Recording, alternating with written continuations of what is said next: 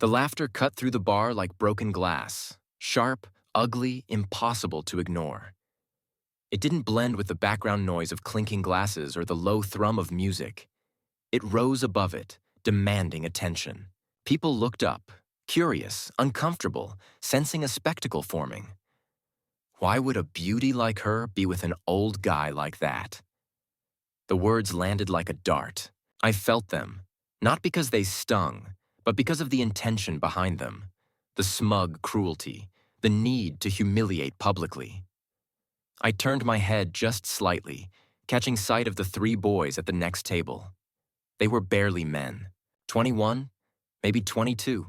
Fresh skin that hadn't seen enough of the world, laughter too quick, too desperate to impress. Cheap beer lined their table. Their eyes glistened, full of youth and alcohol, and they leaned into each other like a pack of hyenas. Sarah stood at the bar, waiting on our drinks. Even in the dim amber glow, she was radiant. 38, with auburn hair that caught the light like flame. A simple black dress that fit her like it was designed for no one else. She carried herself with quiet poise. The kind that doesn't fade with age. The kind that years of discipline and grace only sharpen. I'd watched heads turn toward her for 12 years. Men staring too long, women sizing her up. It never bothered me. If anything, it reminded me of how lucky I was. But tonight wasn't about admiration. Tonight was about three drunk boys who thought cruelty was currency. The tallest of them leaned forward, his voice rising above the bass from the speakers. Seriously, what's she doing with Grandpa over there? A ripple of laughter spread across their table.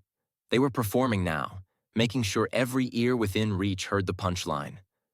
A couple in the booth behind them exchanged uneasy glances. A group near the dartboard chuckled under their breath, though their eyes didn't meet mine. Nobody wanted to be in the blast radius. The stocky one in the backwards cap decided to double down. He twisted in his chair, staring straight at me before smirking. "Maybe she's his nurse," he said, louder. "Probably has to change his diapers every night." The table erupted. It wasn't just laughter. It was taunting, sharp, and aggressive. They slapped the wood, leaned back in their chairs, their voices booming through the bar. People turned to look, not at them. At me. I sat still, my hand around my glass.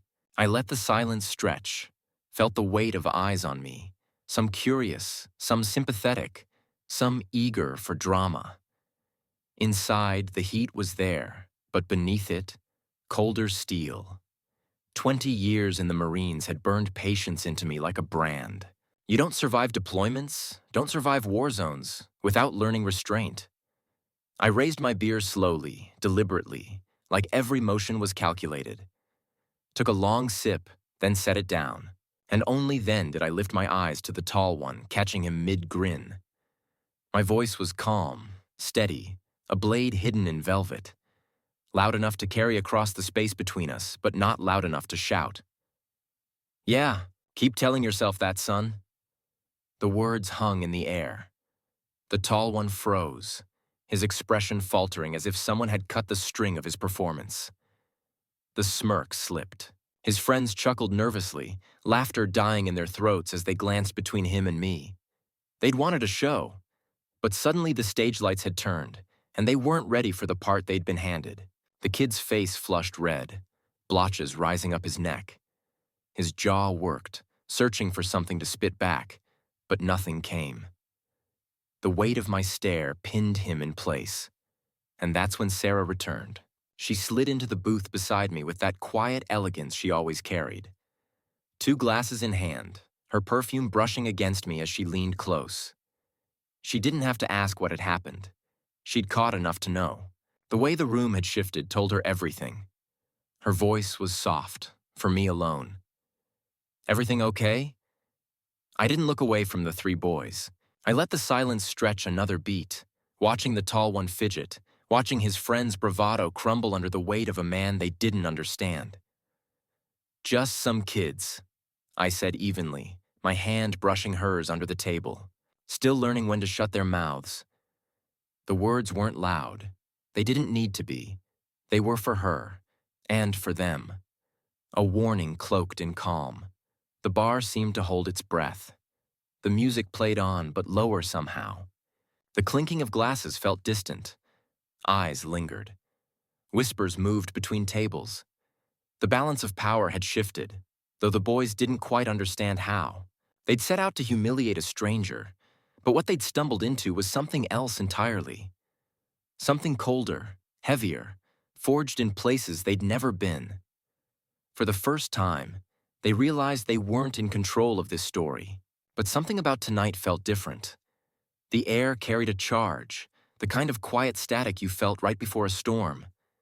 Maybe it was the way they kept staring, their eyes crawling over Sarah like she was some trophy waiting to be claimed. Maybe it was the way their voices never dropped below a stage whisper. Just loud enough for us to catch fragments, just sharp enough to slice through the music. Or maybe it was the way the tall one couldn't stop licking his lips and sizing her up, like she was an object instead of a woman, a prize to be won instead of a human being to be respected. His stocky friend only made it worse, puffing up his chest every few seconds, rolling his shoulders like some cheap street fighter trying to establish dominance. 20 years in the Corps teaches you how to read situations. And this wasn't harmless noise. These weren't just kids blowing off steam over cheap beer. These were young men who'd been coddled their entire lives, told they were special, told they were owed everything, told that age and experience meant weakness instead of wisdom. Their kind weren't looking for fun. They were spoiling for a target. And tonight, they'd picked us.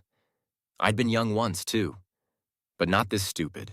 I enlisted straight out of high school, leaving behind a nowhere Ohio town where the highlight of the week was Friday night football and the inevitable brawl at the dive bar afterward. At 18, I thought I knew everything. The Marine Corps corrected that mistake with brutal efficiency. Boot camp at Paris Island had stripped the arrogance from me, ground me down to raw bone, then rebuilt me into something harder. But even that was nothing compared to Iraq and Afghanistan. Out there, you either learned patience or you died. You learned to weigh every move, read every room, and meet aggression with the exact amount of force required. Never more, never less. And the lesson drilled into me deeper than any other was simple. The loudest man in the room is usually the weakest. And these kids were loud. They wore their fear like armor, pretending it was confidence. They swaggered, laughed too hard, threw insults like punches they'd never thrown in a real fight. I could smell it on them. The inexperience, the hollow bravado. They'd never faced consequences, never stood toe-to-toe with someone who wouldn't play along. "You know what?" the stocky one slurred, shoving himself up from his chair. He wobbled, caught himself, then smirked as if the stumble hadn't happened. "I think I'll go introduce myself to your friend." His buddies snickered, egging him on. Sarah tensed beside me, but I laid a steadying hand over hers. My touch told her what my face didn't need to. "It's fine. I've got this." The kid swaggered over like he thought he was the villain in some movie. Too many bad gangster flicks, too many locker room pep talks. He planted himself against our table, leaned down toward Sarah, and let his words drip like oil. "Hey there, beautiful," he said, deliberately ignoring me. "You don't gotta sit with Grandpa all night. My friends and I, we could show you a real good time." Sarah didn't flinch. She didn't even blink. She gave him that same polite, frozen smile she reserved for door-to-door salesmen and telemarketers who wouldn't hang up. "Thanks," she said, her voice calm, clipped, decisive, "but I'm perfectly happy where I am." He grinned wider, mistaking rejection for an opening. "Come on," he pressed, leaning closer, his breath sour with beer. "What's an old guy like him gonna do for you? Tuck you in by 8:30? Tell you bedtime stories about the good old days?" The boys at his table howled, slapping the wood. They were watching like it was a performance, waiting for their buddy to land the knockout punchline. Around us, the rest of the bar had quieted. Glasses were set down, conversations paused, heads tilted just slightly to listen. Even the bartender had frozen mid-motion, his eyes darting between us and his phone, thumb hovering like he wasn't sure whether to dial security or 911. I finished my beer in one slow, deliberate swallow and set the glass down. Carefully, gently, like a man with infinite patience. When I looked up, I didn't raise my voice. I didn't need to. Son, I said, each syllable deliberate, my tone calm enough to freeze the air. You're about to make a mistake you can't take back. I suggest you return to your table. Sit down. Enjoy the rest of your evening. For just a second, I saw it. That flicker in his eyes. The crack in the mask. He realized, if only for a heartbeat, that he'd stepped into water deeper than he could swim. But pride has a way of drowning good sense. His face flushed, his jaw tightened, and anger shoved aside the warning his gut was trying to scream. Or what, old man? He snapped, too loud, too fast. You gonna call your son to come bail you out?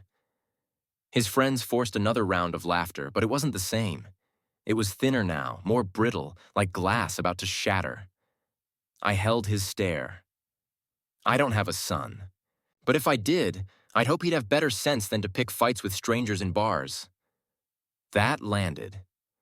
It cut through him in a way he didn't expect. He faltered.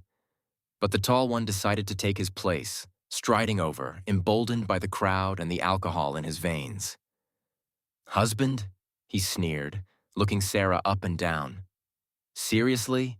Did you guys meet at a retirement home? That got more laughter from their table, but it was uneasy now. Forced. The rest of the bar, however, wasn't laughing. They were moving back, sliding stools away, clearing a circle around us without even meaning to. Everyone could feel it now. This wasn't banter anymore. This was the prelude to something sharp, something violent. Sarah had reached her limit. 12 years of marriage had taught me how to read her just as clearly as I read these boys. She stood up slowly, deliberately, her eyes cold enough to burn. I'm going to say this once, she said, her voice sharp and steady. I'm not interested. I'm here with my husband, and I'd appreciate it if you'd leave us alone. The words sliced through the bar. You could hear the ice drop into a glass 2 tables over. Even the jukebox seemed quieter. I rose too. Slowly, intentionally. At 6'2", broad-shouldered, I was no frail old man. The years had taken their toll, sure, but they hadn't taken the strength. The kids stepped back before they realized they'd moved, instinct pulling them away. But pride rooted them in place. Gentlemen, I said, my voice still calm but no longer soft. My wife asked you nicely to leave us alone. I'm asking you not so nicely. This is your last warning. The stocky kid forced a laugh, but there was hysteria at the edge of it now. Last warning? What are you, some kind of tough guy? He puffed up, trying to fill space he no longer owned. You're twice our age, Pops. What do you think's gonna happen here? What I thought was that their egos wouldn't let them stop. What I hoped was that they'd walk away while they still had the choice. But what I knew, what the whole bar knew, was that the line had been drawn, and these kids didn't have the sense to step back. I didn't take my eyes off them when I spoke. My words were for Sarah, but my stare was locked on the boys. Sarah, I said quietly, why don't you head to the restroom for a minute? Because I knew what was coming next. And so did everyone else. She understood immediately. After 12 years together, we'd developed the kind of communication that didn't require lengthy explanations. She grabbed her purse and walked toward the back of the bar, giving us plenty of space for whatever was about to unfold. Oh, sending the missus away so the men can talk, the tall one said. How gallant, how old-fashioned. Something like that, I replied. The third kid, who'd been quiet until now, finally found his voice. He was smaller than his friends, probably the follower of the group, but alcohol had given him courage he didn't possess sober. You know what I think? He said, stepping closer. I think you're all talk. I think you're some old dude who peaked in high school and now you're trying to relive your glory days by acting tough in bars. It was a good attempt at psychological warfare, the kind of thing that might work on someone whose self-worth depended on the opinions of strangers. Unfortunately for him, 20 years of military service had given me a pretty clear sense of who I was and what I was capable of. You might be right, I said, but here's what I know for sure. You boys are drunk, you're outnumbered 3-1, and you still think this is a good idea. That tells me everything I need to know about your judgment. Outnumbered? The stocky one looked confused. There's 3 of us and 1 of you, old man. I smiled, and apparently something about that smile made all 3 of them take another step back. Son, I've been outnumbered before. Usually worked out fine for me. The bartender appeared at my shoulder, a big guy in his 50s who looked like he'd handled his share of difficult customers. Gentlemen, I think it's time you settled up and moved on, he said to the college kids. We don't want any trouble here. We're not causing trouble, the tall one protested. We're just having a conversation with our new friend here. Conversation's over, the bartender said firmly. Pay your tab and leave, or I call the cops. For a moment, I thought that might be the end of it. The kids looked at each other, seemed to have a silent debate, and I hoped their better angels were going to win out. Sarah had returned from the restroom and was watching from a safe distance, ready to call 911 if things went sideways. But pride is a powerful drug, especially for young men who've never learned the difference between bravery and stupidity. You know what? The stocky one said, loud enough for the whole bar to hear. We'll leave, but not because some washed-up old soldier told us to. He turned to walk away, and I thought that was going to be the end of it. But then he stopped, turned back, and made the mistake that would define the rest of his evening. Enjoy your geriatric boyfriend, lady, he called out to Sarah. Hope Medicare covers his Viagra. The bar went completely silent. Even the jukebox seemed to pause between songs. Sarah's face went white with anger and embarrassment. And something inside me that had been carefully controlled for the last 20 minutes finally snapped. That's enough, I said, my voice carrying the kind of authority that comes from years of commanding Marines in combat situations. The kid turned around with a smirk, thinking he'd won some kind of victory. Oh, now the old man's finally got something to say? What are you going to do about it, Grandpa? Challenge me to a duel?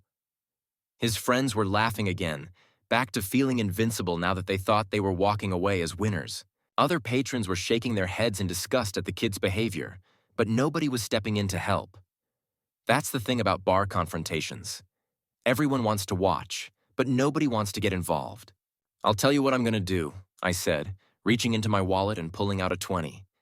I placed it on the table to cover our drinks and tip.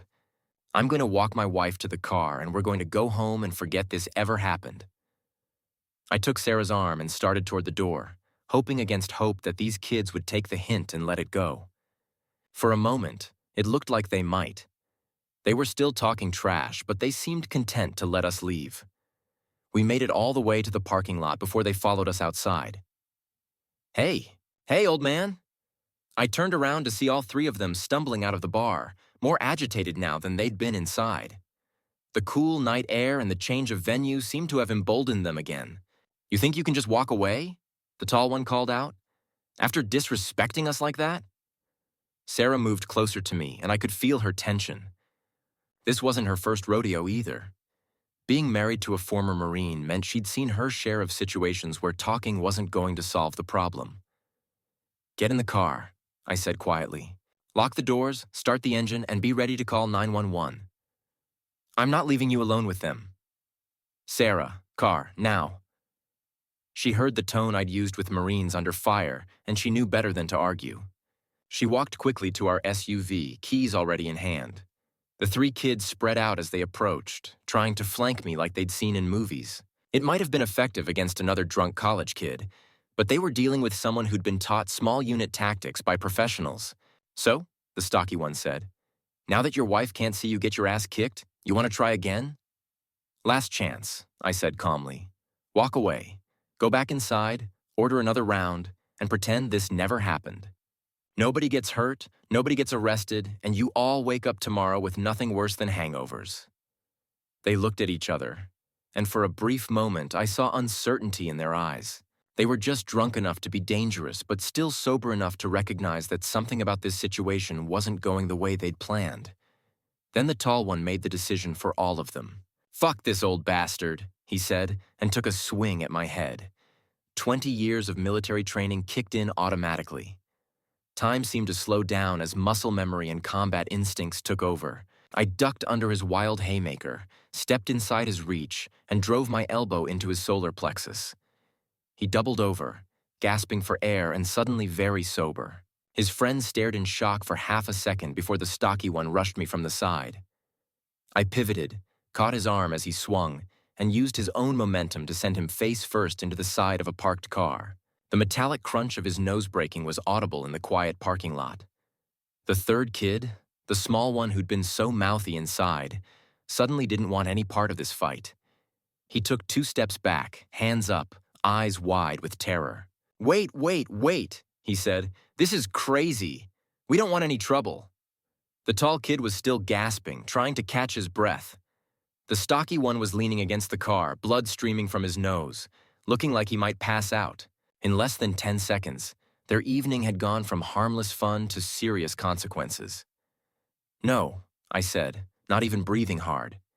"You wanted trouble. You followed us out here looking for trouble. You found it." The small kid looked like he might cry. "Please, man, we're sorry. We didn't know. We were just messing around." "You were just messing around," I corrected him. "Now you're learning why that's a bad idea." The tall kid had finally caught his breath and was trying to stand up straight. He looked at me with a mixture of pain, fear, and dawning comprehension. You're military," he wheezed. "Was," I said. "But some things you don't forget." Sarah had rolled down her window and was watching with the kind of calm attention that comes from trusting your husband to handle the situation appropriately. She knew I wouldn't use more force than necessary, but she also knew I wouldn't let anyone threaten us without consequences. The stocky kid was examining his nose, trying to determine if it was broken.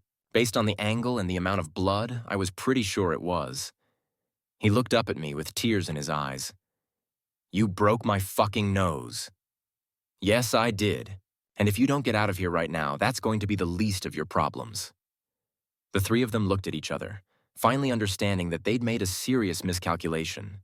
The alcohol was wearing off, replaced by pain and the cold reality of what had just happened. "Should we call the cops?" the small one asked his friends. "And tell them what?" I replied.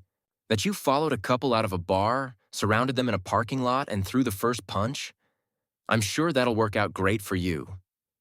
The tall one was starting to think more clearly now. "Look, this got out of hand.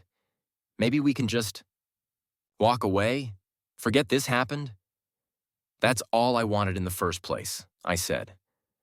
"But you boys decided you knew better." The stocky kid was still bleeding, still examining his nose. "I think I need to go to the hospital." "Probably," I agreed. "But first, you need to apologize to my wife for the things you said." All 3 of them looked over at Sarah, who was still sitting in the car watching the proceedings.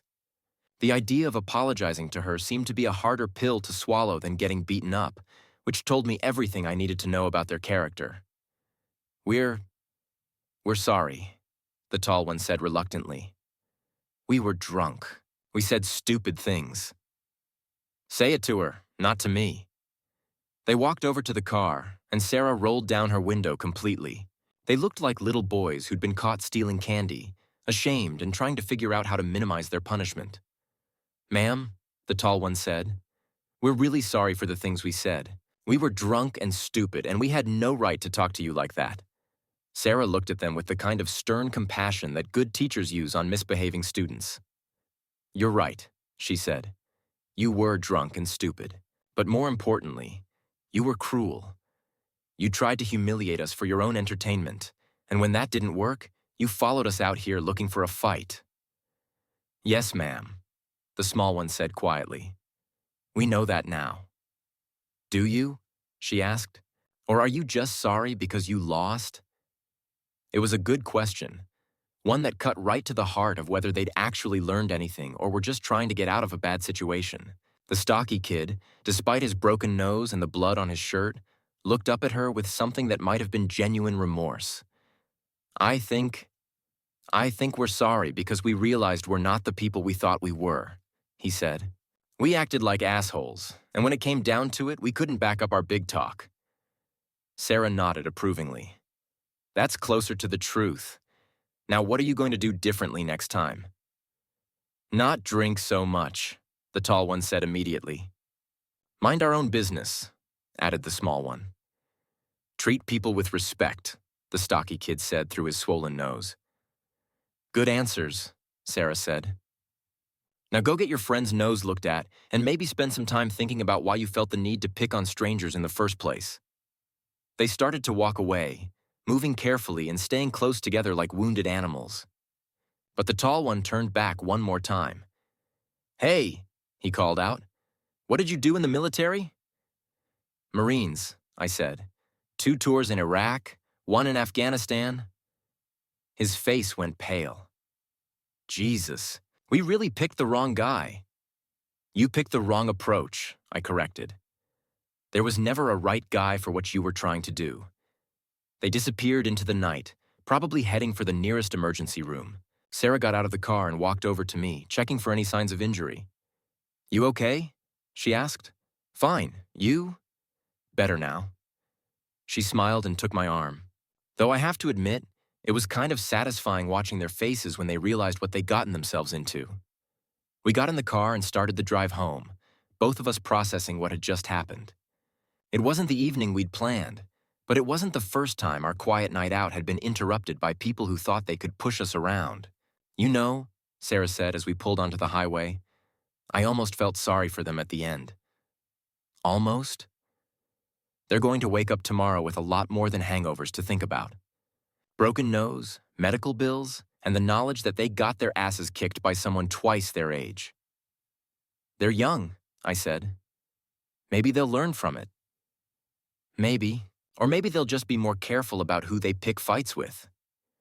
It was a sobering thought. Some people learn from painful experiences and become better people. Others just learn to avoid the specific consequences they encountered without addressing the underlying character flaws that got them in trouble in the first place. What do you think made them follow us outside? Sarah asked.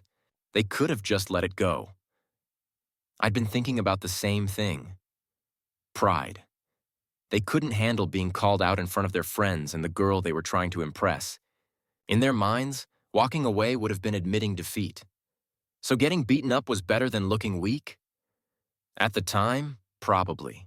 Young men don't always think things through clearly, especially when alcohol and ego are involved.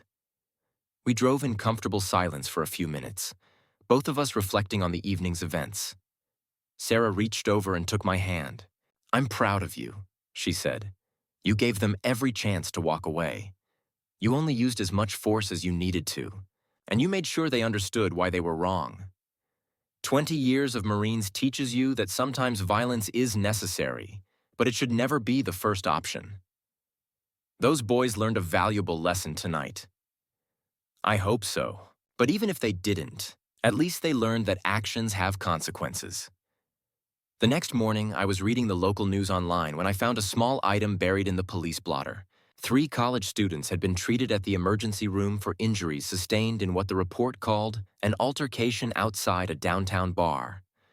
No charges were filed and no names were mentioned. Sarah looked over my shoulder as I read the brief article. Think they told their friends what really happened? She asked. Probably not the whole truth. But word gets around on college campuses. Maybe it'll save someone else from making the same mistake. Over the next few weeks, I found myself thinking about those 3 kids more than I expected. I wondered if the experience had changed them, if they'd learned to treat people with more respect, or if they'd just gotten better at picking their battles. A month later, I got my answer in an unexpected way. I was at the grocery store when I heard someone call my name. I turned around to see the tall kid from the bar, looking nervous but determined. Sir, he said, I don't know if you remember me, but I remember. He took a deep breath. I wanted to thank you. That wasn't what I'd been expecting. Thank me? For not pressing charges, for not calling the cops, for teaching us something we needed to learn. How's your friend's nose? Broken in 2 places. He had to have surgery, but he's okay, and, he says it was worth it. Worth it? We all had to take a long, hard look at who we were that night. None of us liked what we saw. We've been going to counseling together, trying to figure out why we thought it was okay to treat people like that. I was impressed despite myself. It would have been easy for them to just chalk the whole thing up to a bad night and move on. The fact that they were actively working to become better people showed character I hadn't seen in the bar. "That's good to hear," I said. "How's that working out?" "Better than expected. Turns out we all had some issues to work through. The counselor says we were using alcohol and aggression to cover up our own insecurities and fears about the future." It was a surprisingly mature observation from someone who'd seemed so immature just a month earlier. "And now? Now we're trying to be the kind of men our parents raised us to be instead of the kind of men we thought we were supposed to be." He paused, seeming to gather his courage for something. "Sir, I know this is probably weird, but would you be willing to meet with us? All three of us? We have some things we'd like to say and, well, we think it might help us move forward." It was an unusual request, but something about his sincerity made me consider it. "What did you have in mind?" "Coffee, maybe? Somewhere public so you and your wife feel safe. We want to do this right. We want to make proper amends." A week later, I found myself sitting in a coffee shop across from three young men who looked very different from the cocky kids I'd encountered in the bar. They were clean-cut, sober, and respectful in a way that seemed genuine rather than performative. The stocky kid's nose was still slightly crooked, but he'd healed well. More importantly, all three of them carried themselves differently. Less swagger, more humility. "We've been working with a counselor," the tall one began, "and she suggested we try to make direct amends to the people we've wronged. Not just apologizing, but trying to understand the impact of our actions and taking responsibility for them." "That sounds like a good approach," I said. The small one, who'd been quiet in the bar until the very end, spoke up. "We realized that what we did wasn't just rude or inappropriate. We were trying to intimidate you and humiliate your wife for our own entertainment. That's not just bad behavior. It's cruel." The stocky kid nodded. "We were acting like bullies. And when you stood up to us, we couldn't handle it. So we followed you outside looking for a fight because our egos couldn't accept being called out. We put you and your wife in danger," the tall one continued. "And for what? To prove something to ourselves? To impress people we don't even know?" They'd clearly spent a lot of time thinking about their behavior, and their analysis was more thoughtful than I'd expected. "What do you think drove that behavior?" I asked. The three of them looked at each other, having what seemed to be a silent conversation. "Fear," the small one said finally. "We were all afraid of not being tough enough, not being masculine enough, not being respected. So we tried to tear someone else down to build ourselves up. And it backfired spectacularly," the stocky kid added with a rueful smile. "Turns out real strength isn't about intimidating people or winning fights. It's about having the character to treat people with respect even when you don't have to." Over the next hour, they shared what they'd learned about themselves and their behavior. They talked about the pressure they'd felt to be aggressive and dominant, about how alcohol had amplified their worst instincts, and about how the encounter had forced them to confront some uncomfortable truths about who they were becoming.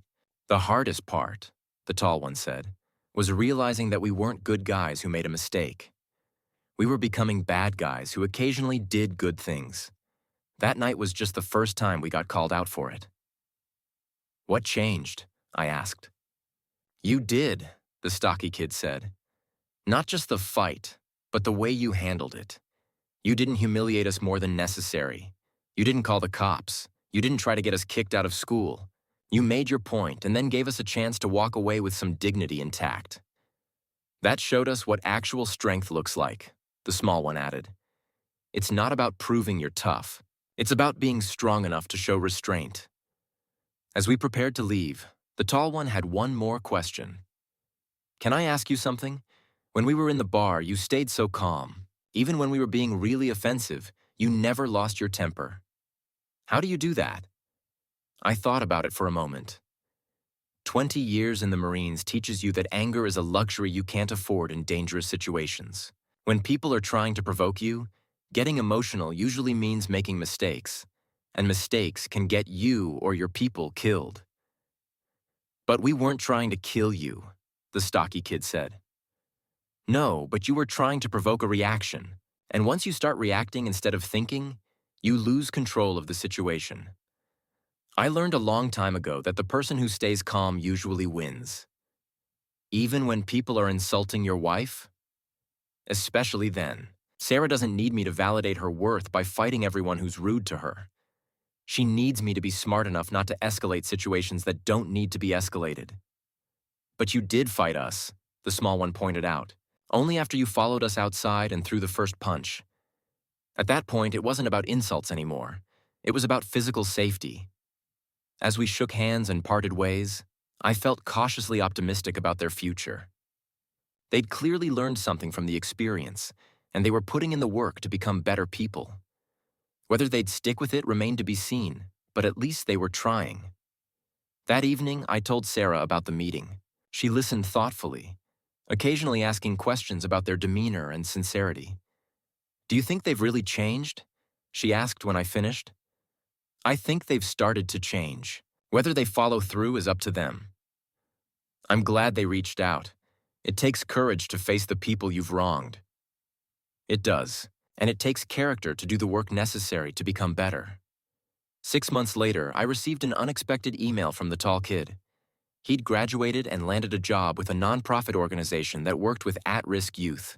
His message was brief but meaningful. "Mr. Johnson, I wanted you to know that the lessons I learned that night have become the foundation of my career. I'm working with kids who are making the same mistakes I made, and I try to help them understand what I learned from you. That real strength comes from character, not aggression. Thank you for giving me the chance to become a better man. Respectfully, Michael Stevens." I showed the email to Sarah, who smiled with the kind of satisfaction that comes from seeing justice done in the best possible way. "He turned it into something positive," she said. "That's the best possible outcome. Think the other two learned as much? I hope so. But even if they didn't, at least one person is using that experience to help others avoid the same mistakes." Looking back on that night, I realized it had been a perfect example of why my military training remained valuable in civilian life. Not because of the physical confrontation. That was just a few seconds of necessary force. But because of the discipline to stay calm under pressure, to give people multiple chances to do the right thing, and to use only as much force as absolutely necessary. Those college kids had thought they were picking on an easy target, an older man who wouldn't fight back. What they found instead was someone who understood the difference between can't fight and won't fight, and someone who knew exactly when that distinction mattered. They thought I was too old for my wife, too old to be taken seriously, too old to defend myself. What they discovered was that age isn't about weakness. It's about experience, and experience, properly applied, beats youthful aggression every single time. In the end, their biggest mistake wasn't underestimating my physical capabilities. Their biggest mistake was assuming that being older meant being weaker, when in reality it meant being wiser, more patient, and more dangerous precisely because I knew when and how to be dangerous. They learned that night that the quiet older guy in the corner isn't necessarily an easy target. Sometimes he's just a professional waiting to see if amateurs are smart enough to mind their own business. Unfortunately for them, they weren't. They weren't. They weren't. They weren't. They weren't. They weren't.